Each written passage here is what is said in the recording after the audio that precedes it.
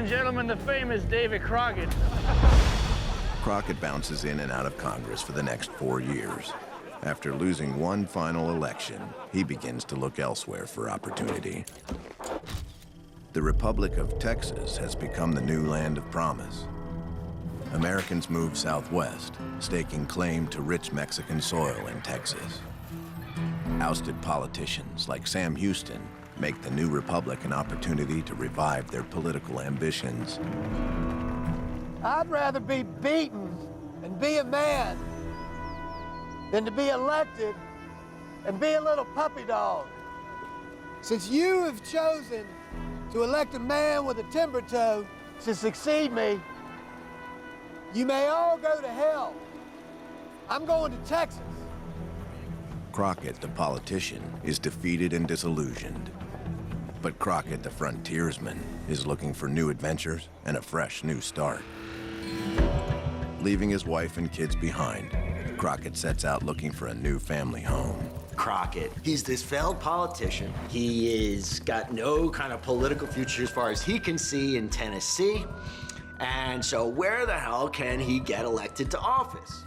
Well, Texas is a possibility.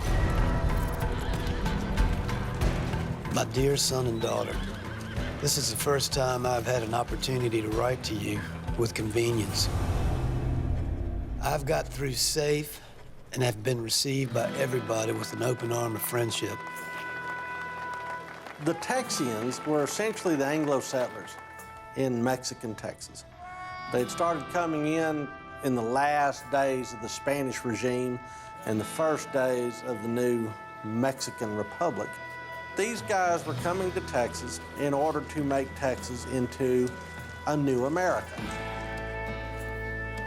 But Mexico and General Santa Anna stand in the way. Crockett meets with an old friend from his Washington days, Sam Houston, commander of the Texian army. Politics, we did that. This is war. I've selected 65 excellent riflemen. They'll be under your command. I want you to take them down to San Antonio de Bejar and reinforce the garrison there and hold it. What do you say? Sam, I'd be happy and honored to fight for the future of the Republic of Texas. Sam Houston dispatches Crockett to a garrison known by the Mexicans as El Alamo.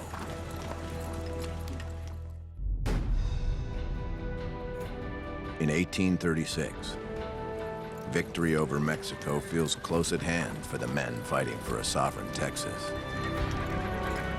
Only months before David Crockett arrives in San Antonio, Texian soldiers drive out Mexican troops, seizing control of a former mission, now a military fortress called the Alamo. For the Texians, the Alamo is really about what has been accumulated there.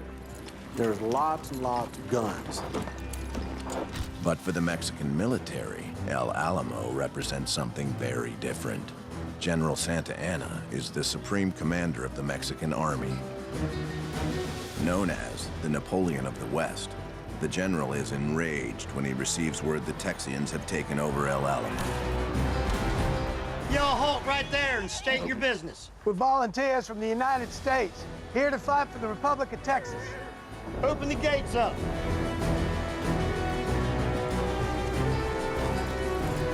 Santa Anna is determined to take back what belongs to Mexico, and he sees only one way to do it.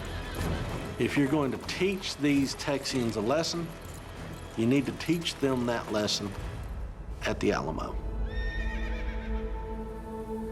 Numerous women and children, as well as over 100 Texian soldiers, are hunkered down inside the walls of the Alamo. Crockett takes his place as a private, under the command of 2 men. You have William Barrett Travis, who's in charge of the Texas regulars, and then you have Jim Bowie, who's in charge of the volunteers.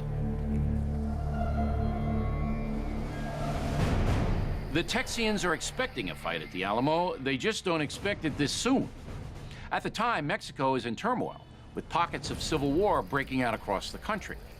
Believing General Santa Anna has his hands full, The Texians do not suspect an immediate threat. Of course, they couldn't be more wrong. Rider coming in! Colonel Travis!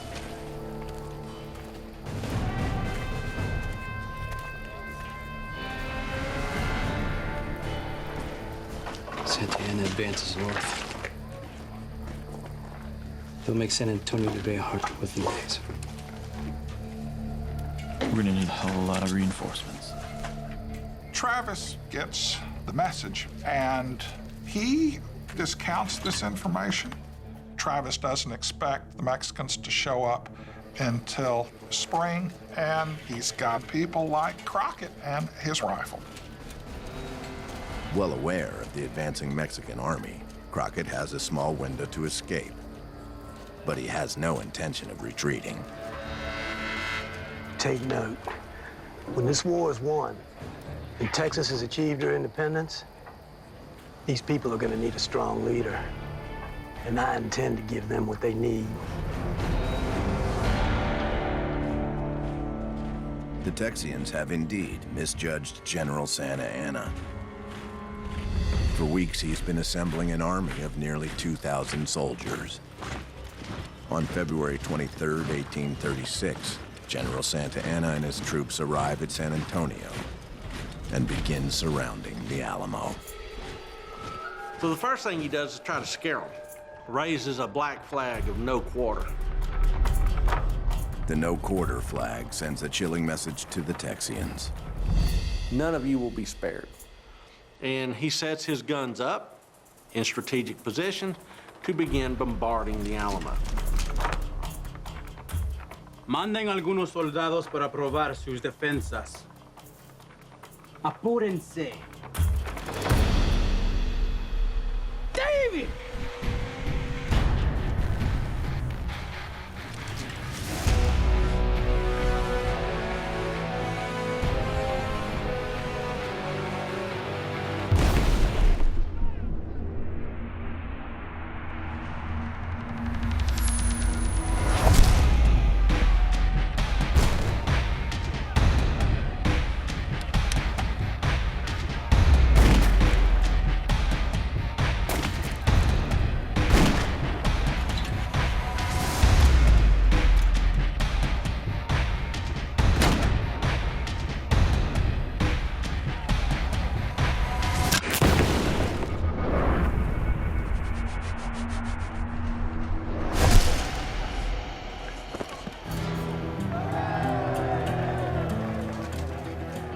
What people need to understand about the Battle of the Alamo is that it is a siege.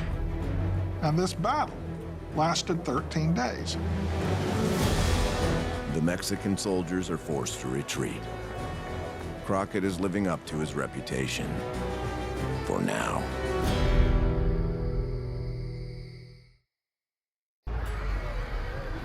March 5th, 1836. David Crockett and some 200 Texians are under siege at the Alamo. For 12 days, they fight off a steady barrage of gunfire. Starving, sleep-deprived, and outnumbered more than 10 to 1, they refuse to surrender and are prepared to fight until death. Santa Anna informs his men that they will storm the Alamo in the morning. So he was willing to send a political message both to the United States and to the people of Mexico, using the blood of his men as the ink for this missive. He had some special assault troops that came up, the Zapadores. These guys came in determined to knock down walls and knock in doors. Musket! Musket!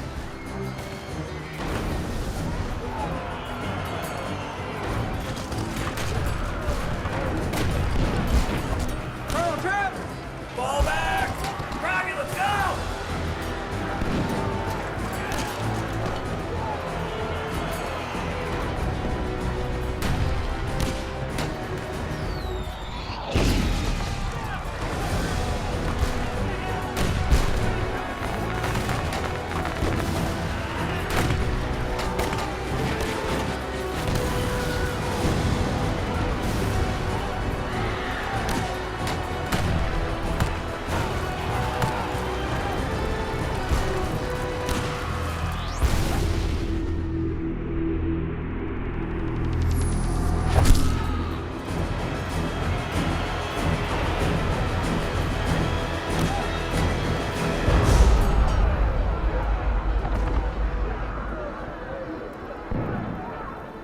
there are approximately 25 different accounts of how Crockett died at the Alamo.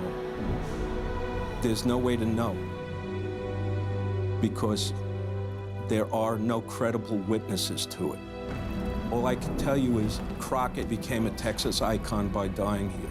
He was actually only in Texas 2 months before he met his death at the Alamo. Of all the accomplishments in his 49 years, it's his death at the Alamo that secures the myth of David Crockett. In the days leading up to the siege at the Alamo, David Crockett is free to leave, but instead he chooses to stay and fight for the liberation of Texas. Rather than retreat as a coward, he fights heroically to live up to an image created by the popular culture of his time.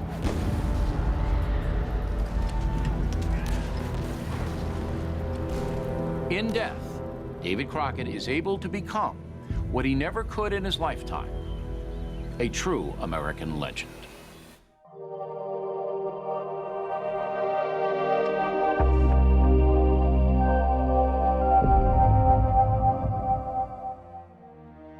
Thanks for watching.